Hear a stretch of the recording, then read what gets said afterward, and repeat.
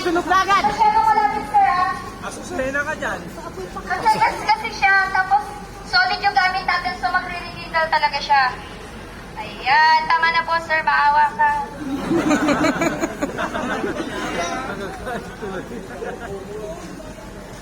Nauwi mo na daw yan. Meron po tayong color. Salary deduct yan. Buboy na siya. Wait pa buboy. Ayan. Buboy, nawalo ka na. Tutok mo ng maayos na. Baba. Bomba. Oo. Swimming pool.